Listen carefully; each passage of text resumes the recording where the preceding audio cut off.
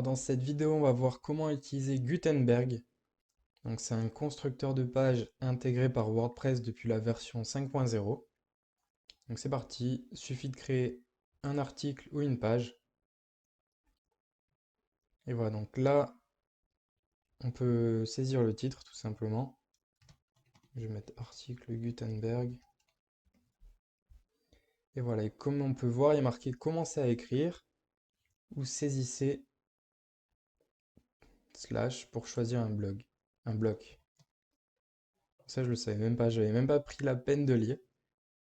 Quand on fait un slash, on peut choisir un bloc, c'est cool. Mais généralement, il suffit juste de cliquer en fait sur le petit plus, ajouter un bloc, et là vous avez accès à tous les blocs les plus utilisés, les blocs communs, mise en forme, mise en page des éléments. Alors généralement pour un article, vous utiliserez peut-être les colonnes, euh, vous mettrez peut-être des images, par exemple, avec du texte ici, donc paragraphe. Donc je mets un petit peu de lorem ipsum pour remplir. Voilà, donc ensuite vous pouvez aussi ajouter un bloc ici. Ouais, je vais mettre un titre, un H2. On va faire titre 2. Ok, on peut faire rentrer aussi pour ajouter un bloc. Donc là, ça y est, ça l'a ajouté. Et on peut définir quel bloc utiliser. Peut-être mettre une liste par exemple. Liste 1, entrée, liste 2. Ok. Du coup, si on fait entrer, ça augmente en fait la liste et ça passe pas à un autre bloc. Donc là, il faut cliquer sur plus et choisir l'autre bloc. Donc vous pouvez faire ce que vous voulez. Vous pouvez tout essayer. Le mieux c'est d'essayer, de voir comment faire. Mettre un tableau, deux colonnes, deux lignes. Et voilà votre tableau. Et ensuite, sur la droite, il y a la section bloc. Et du coup, en fait, vous pouvez régler le bloc. Donc par exemple, au tableau, je peux mettre une section d'en-tête, une section de pied de page. Pour la liste, je peux lui mettre une classe CSS, bon, c'est pas vraiment utile.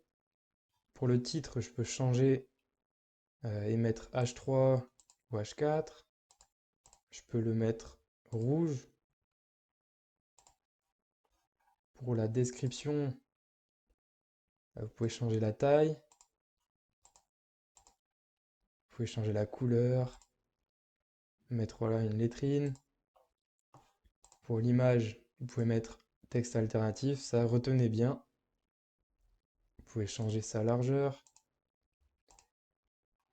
Voilà, donc tout ce qui, tout ce qui est en fait réglage des blocs peuvent se situer directement sur le bloc, comme centrer l'image par exemple, et aussi à droite dans la section bloc.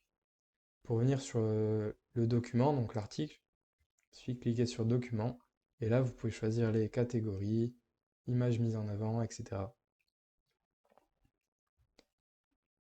Donc voilà, vous avez construit en quelque sorte votre article. Une fois que vous avez terminé, choisi la catégorie et mis une image mise en avant, vous pouvez soit l'enregistrer en brouillon, soit publier. Et on va voir le résultat.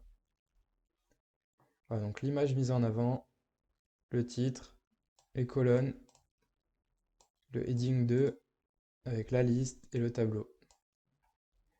Voilà, donc vous pouvez faire à peu près tout ce que vous voulez, des colonnes, mettre des vidéos YouTube.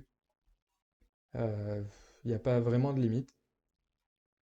Et après, voilà, si vous souhaitez changer la mise en page de l'article, ça dépend du thème que vous utilisez.